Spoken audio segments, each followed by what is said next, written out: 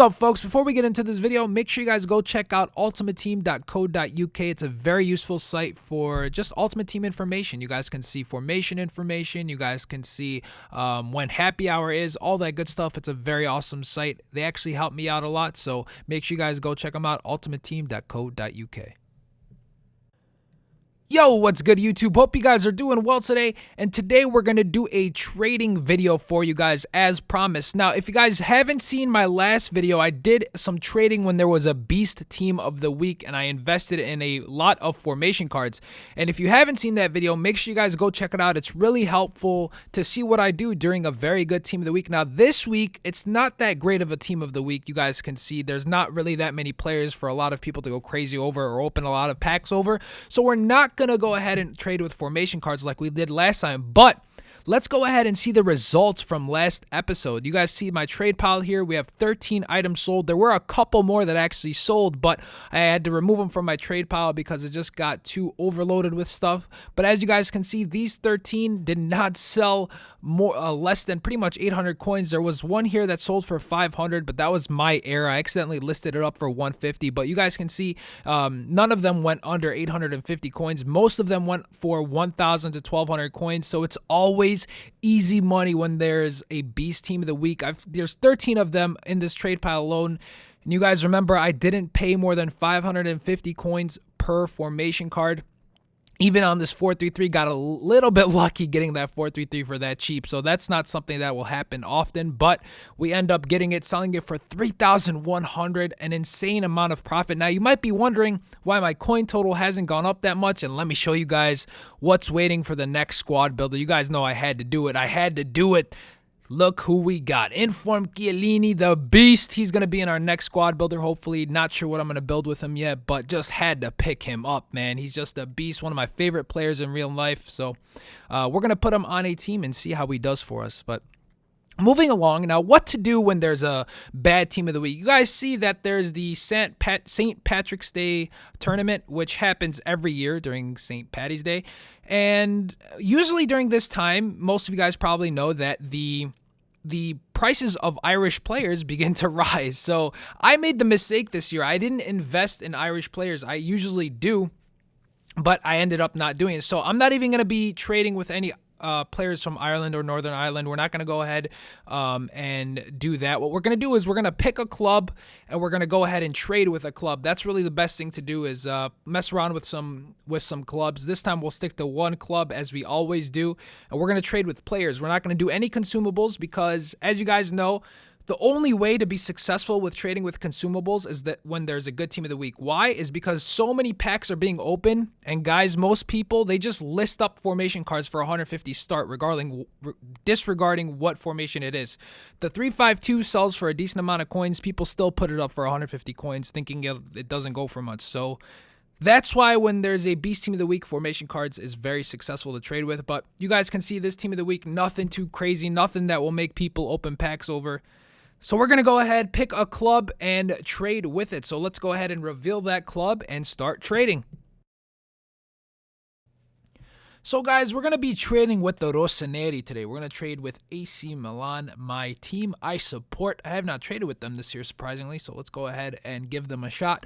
And the first player I'm going to go ahead and take a look at is Robinho. Now, the reason why I'm going to go ahead and take a look at him is, one, he is Brazilian, and Brazilian players always sell the quickest because it's the most popular team that people make.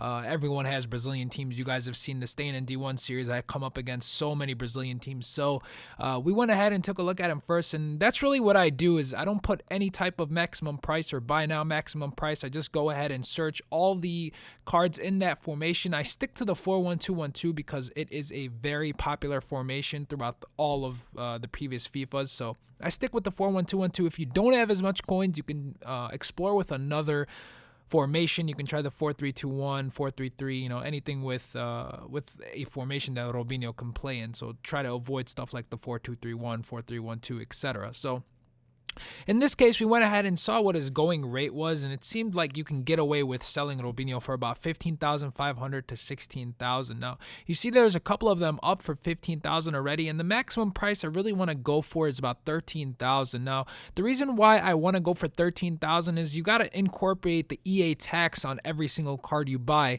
This is something that a lot of people seem to be confused about, or they don't even know about, but just to re-explain for those people who do not know, any card you sell on Ultimate Team, EA takes 5% of the total sales. So let's say if Robinho goes for 15,500, EA would take 5% of that. So you can pull out a calculator, you can go online and find out a percentage calculator, but 15,500, 5% of that is 775. So what you would do is 15,500 minus 775, and that would be the total amount that you would get in your account. So you would only get 14,725 coins. Now, what I do is I put the maximum price on a certain amount. So in Robinho's case, we were going to put it on 13,000, so we can make at least 1,700 profit if he sells. But I was able to bid up to 14,000, and we could still make a good 700 coins per card there. The next person we went ahead and tried to trade with is Boateng in the cam position in a 4-1-2-1-2. You can even search in the CDM position because he can really play both positions. He can even play a center mid, so you can use him in any formation.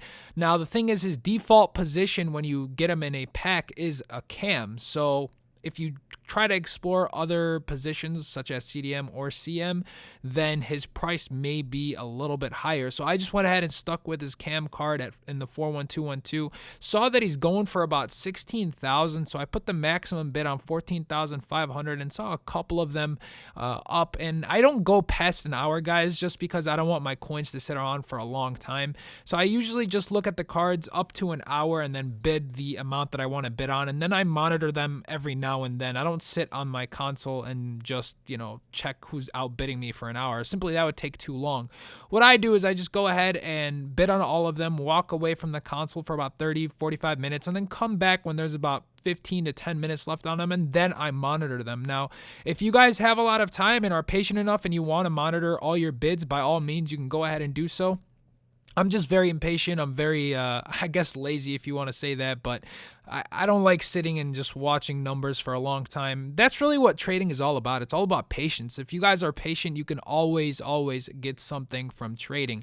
It just takes a lot of time, and it's something you should do along with playing a game. If you want to throw up bids, go play a couple of games and come back and monitor your cards. That's really the best way to trade, guys. That way you can kill two birds with one stone. You can make coins while playing, and on top of that, you can make coins out of your game. So that's really the best way to trade. Now, a lot of people say, oh, I don't trade, I just play games over and over. And by all means, you can do that. But the great thing about trading while playing games is you kind of double up your profits. So that's why I always encourage people to go ahead and trade while playing games at the same time. And this is the best way to do it because you can just play a couple of games, come back. There's probably 10 to 15 minutes left on the cards, and then you can monitor them, hopefully win a couple, and then resell them overnight.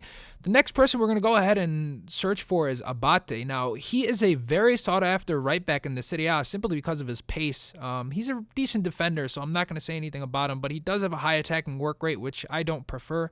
But a lot of people do like his pace, and they go for him, so we're going to go ahead and check his going rate. Now, I make a bit of a mistake. I'm not too careful here, and I accidentally pay a little bit more than I should, but I can probably sell him for a little bit of a profit. But make sure, guys, when you look at the going rate, to do a little bit better of a job than I did here. I kind of underestimated what he was going for, or overestimated what he was going for a little bit, and I ended up overpaying for him. So one thing I will tell you guys is always make sure to double check the prices. I did not do so there, but again, I'll probably be able to sell him for a little bit of profit, not too much, but I did end up catching my error and then finding out that I overpaid for him. So as you guys can see here, his price started to drop down below 10,000 coins. However, there's so many of them listed for 11,500 to 12,000 that I can probably get away for selling them for 11,000 and still make a decent amount of profit. The way I'm going to do that is list it for 24 hours. The reason why you want to list it for 24 hours is because eventually most people are going to buy the cheaper ones, and then at some point in time, especially at nighttime for people in the US or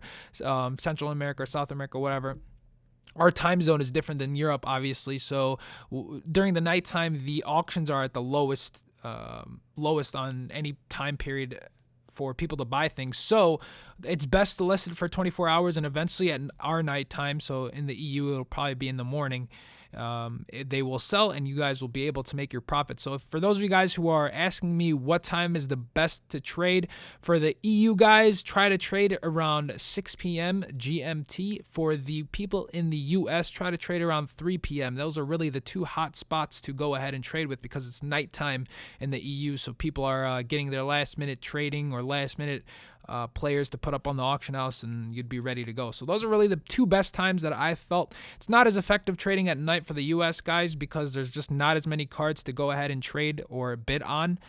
And yeah, so that's really the gist of everything, guys. This is what I do when there's a bad team of the week. If there's a good team of the week, I go back to my formation method. The formation method is by far the most effective method of all of trading, simply because it requires no coins and you can make close to 600 to 700 profit per formation card. Now, as you guys can see, we've bid on a lot of them here, but we're also going to lose quite a bit of them. Don't try to aim to win every single card. In fact, if you're having trouble monitoring too many of them, my recommendation is to go ahead and slim down the amount of players you bid on and try to stick to maybe 6 to 7 players at once and then monitor those. I think what a lot of people are doing is they're overwhelming themselves with the amount of players they're bidding on, and I've been victim of this as well.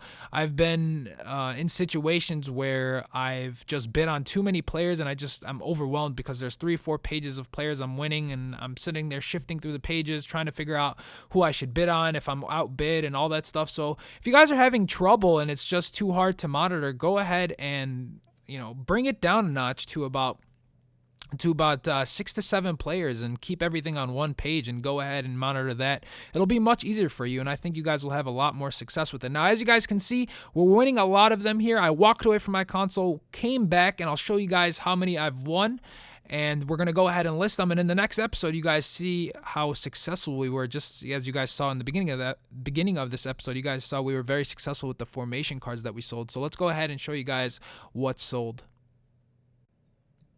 Alright guys, so we are in our watch list now. An hour later, I actually left my console and came back. Didn't even get to monitor all the cards. Didn't even get into any bid wars or anything, and actually won 7 players, which is really, really awesome. Abate, I did pay a little bit more than what I wanted to, but I know I can sell him for 11,500 coins. Not too worried. I'll put him up for 24 hours and see what I can do there. Got him for 9,500 right there on that one. Paid 10,250 on a couple of them, but not too worried again about it. The real profit's going to come from Robinho, who I got for 13,000 and 12,000, as well as one that I paid 14,000 for, which is completely fine. I can sell them for 15,500 and still make a decent amount of coins. So not too worried, but that's who's going to get me the most profit. Now, as you guys can see, I lost quite a bit of them, which is completely fine. Winning 7 is always great. I can at least make about 6,000 to 7,000 coins profit simply by just throwing out some bids, leaving my console and coming back. That's always great. Now, what I'm actually going to do is, after ending this video, I'll probably end up trading with a couple more players, maybe Alexandre Pato, maybe Balotelli. We'll see what happens. But for now, we're just going to go ahead and end the video so I don't make it too long. I know this has already gone longer than what I wanted it to, but you guys can see this is the trading method I use. In the next video, you guys are going to see if we were successful selling them for what I wanted to sell them. Just as you guys saw in this video, we saw that the formation cards were indeed successful and we made quite a bit of profit. With that said, ladies and gentlemen, make sure if you guys like this video, give it a thumbs up. And if you guys want to see daily FIFA content, go ahead and subscribe to the channel. I mean, what else you gonna do? We'll catch you guys tomorrow. Later.